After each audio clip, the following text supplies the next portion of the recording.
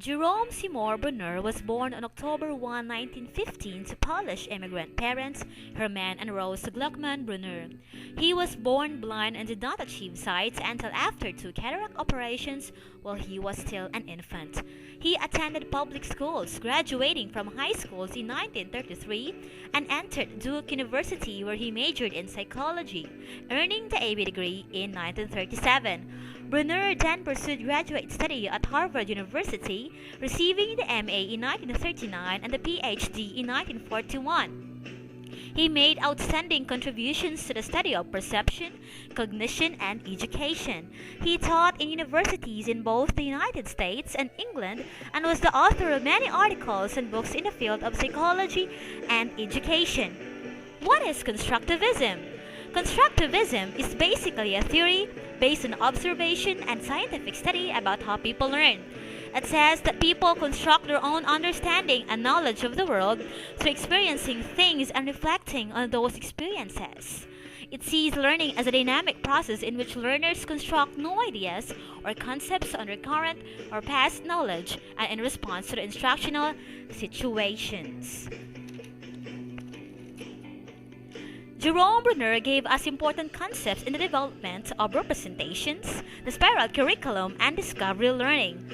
These concepts are all in line with a constructivist approach. The first concept is representation. Bruner suggested that the ability to represent knowledge develops in 3 stages. These 3 stages also become the 3 ways to represent knowledge. The first representation is an active representation. Children learn about the world through action on physical objects and the outcomes of these actions. Children represent objects in terms of their immediate sensation of them. Iconic representation. This is when learning can be obtained through models and pictures. The learner can now use mental images to stand for certain objects or events. Symbolic representation. In this 3rd stage, the learner has developed the ability to think in abstract terms. This uses symbol system to encode knowledge. Spiral curriculum. Bruner stressed that teaching should always lead to boosting cognitive maps. Curriculum should be organized in a spiral manner so that the student continually builds upon what they have already learned. In spiral curriculum, teachers must revisit the curriculum by teaching the same content in different ways depending on student developmental levels. Discovery learning.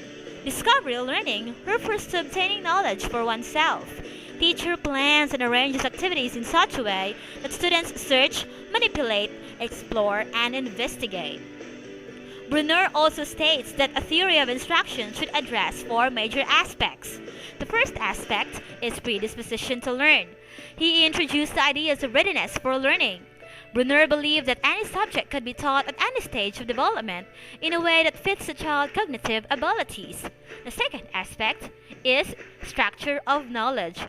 Bruner emphasized that the role of structure in learning and how it may be made central in teaching. Structure refers to relationship among factual elements and techniques. Bruner also viewed categorization as a fundamental process in the structuring of knowledge. Details are better retained when placed within the context of an ordered and structured pattern. Bruner gave much attention to categorization and of information in the construction of internal cognitive maps.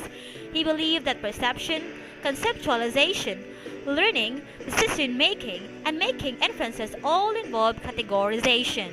The third aspect is effective sequencing. Spiral curriculum refers to the idea of revisiting basic ideas over and over, building upon them and elaborating to the level of full understanding and mastery. The fourth aspect is reinforcement. Rewards and punishment should be selected and paced appropriately. He felt that ideally, interest in the subject matter is the best stimulus for learning. These are the classroom applications and recommendations from the constructivism theory. First is act as a facilitator or guide, helping students develop, explore opportunities to discover personal understanding aids them in owning educational experiences. 2. Think of the classroom as a learning lab and organize activities and lessons accordingly. Experimenting with a wide range of experiences increases future learning across subject areas. 3. Encourage student-created questions to develop higher-order thinking, allowing students to analyze situations and determine multiple solutions increases problem-solving abilities. 4. Develop collaborative work groups in which students explore solutions as a team. 5. Provide hands-on activities and promote independent research using readily available materials. 6. Integrate the free use of technology for study and research, exploring their own abilities to seek out reliable answers through the broad expanse of the internet prepares students for more advanced educational endeavors. Bruner's constructivism, though it was heavily criticized, is one of the best learning methods and also is a great way for students to think differently and discover their own answers. When we encounter something new, we have to reconcile it with our previous ideas and experience, maybe changing what we believe or maybe discarding the new information as irrelevant. Therefore, we can conclude that Bruner also had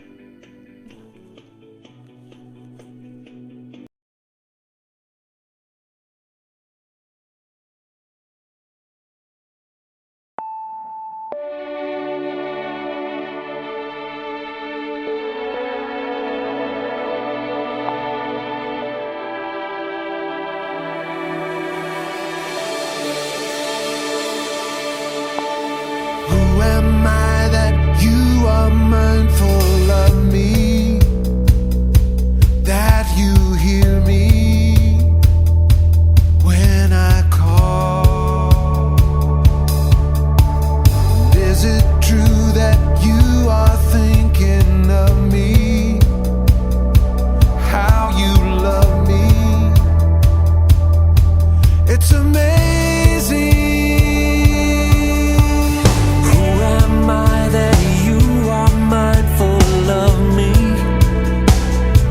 That you hear me when I call, yeah.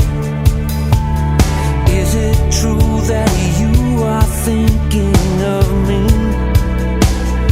how you love me? It's amazing. I am a friend of God. I am a friend of God.